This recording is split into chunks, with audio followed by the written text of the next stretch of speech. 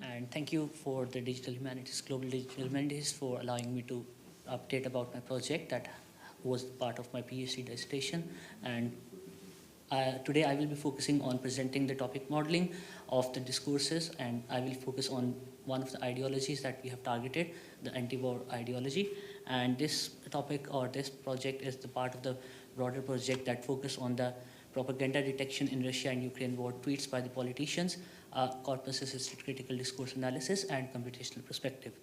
So yeah, we had a broader project goals in which we defined and theorized the propaganda and then mined the Ukrainian and Russian politician tweets, followed by the creating the data sets which involve preparing the comprehensive guidelines, then the workflow that is on the right side, and then the platform for the annotation that can allow easily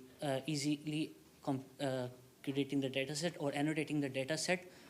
Then we focus on the analysis, where we focus on exploratory analysis, which provided the frequencies and correlations between the labels. Then corpus analysis, which focused on the grammatical categories and the patterns that are being followed for each of the category. Then computational analysis focused on the classification, topic modeling, and using the regression models for the prediction of the engagement of the tweets. Then the hierarchical model focus on it focused on the process that we thought that the propaganda is.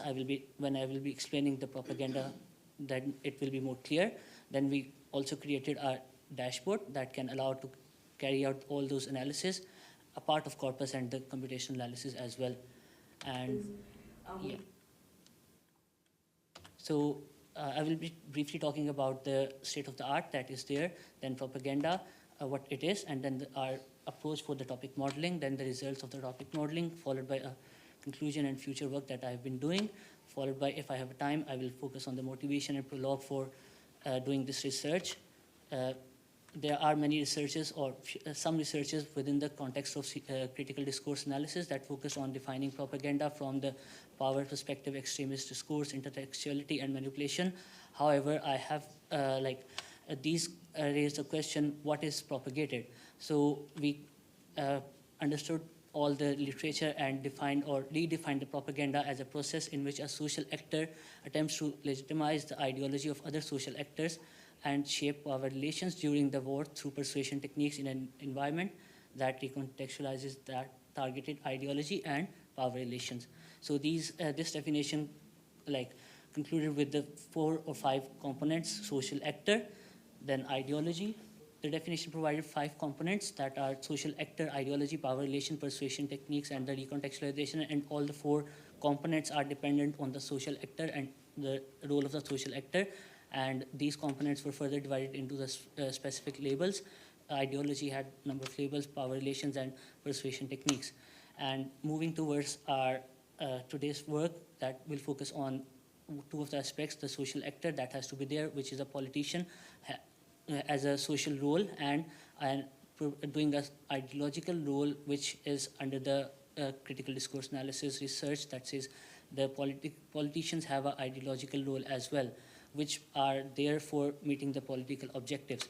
So building on that, we define the ideology as representing belief, ideas, opinions, or attitudes about any person, country, entity, action, things, as per desire, orientation, or goals. These are following up this definition of ideology. We found that Churchill's speech and Bush speech, and as well as the representation of Iraq and US war was also there were many ideologies involved in it. So focusing on these ideologies, we had a hefty list of the ideologies, but we decided to focus on some of them, and we targeted those ideologies or limited those ideologies to person, countries, regions, as well as the war itself. And today I will be focusing on the anti-war ideology only, where I work with the topic modeling and the data collection procedure focused on using the Twitter API for academic research, and then through TWAC2 library. And we collected a data set from January 22 and till January 2023. While it focused only on the politicians, tweets by the politicians, and they were in English language. We had a limitations with regard to the data collection. some restrictions of social media use in the Russia, then the language choice by the Russian politicians, followed by the shift of Twitter to Twitter X. We followed the data annotation because it was a supervised task for the machine learning, so we created the annotation guidelines, which I have already discussed. Then these guidelines were divided into ideology, power relation, and persuasion techniques, and were consisted of 44 categories.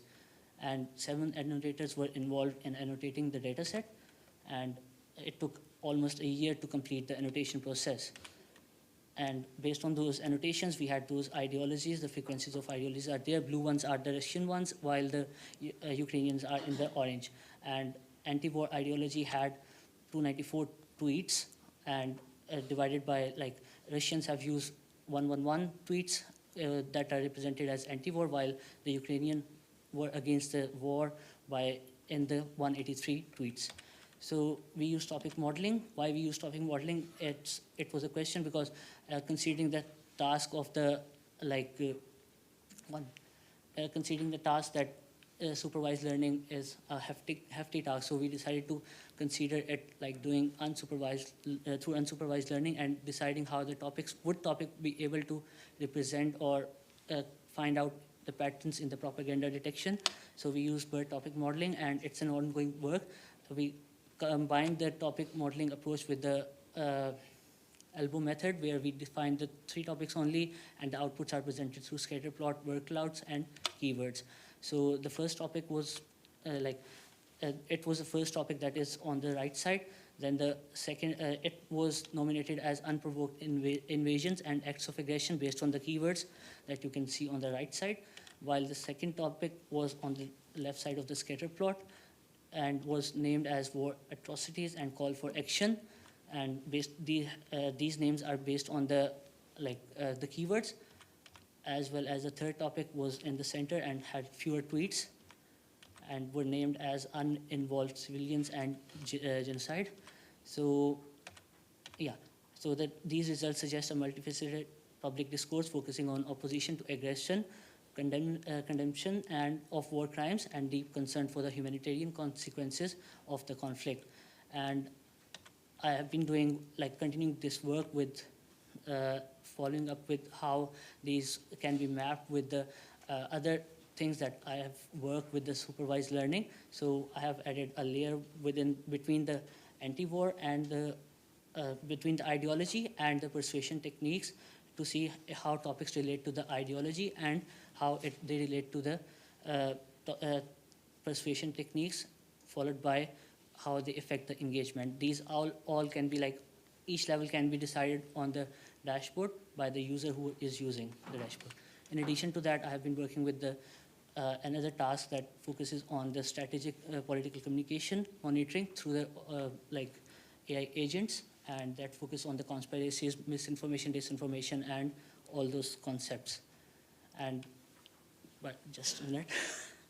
And the whole project was motivated by my own life cycle, which I would like to present over here. So I have lived my life in the Bruce circle, followed by the suicidal attacks that are presented in the red. Considering the closest attack that I have seen was 250 meters away from me. So I don't know. I don't have time to show the prologue that I have written based on the whole research, and it has a message, but that's it from my side. Thank you.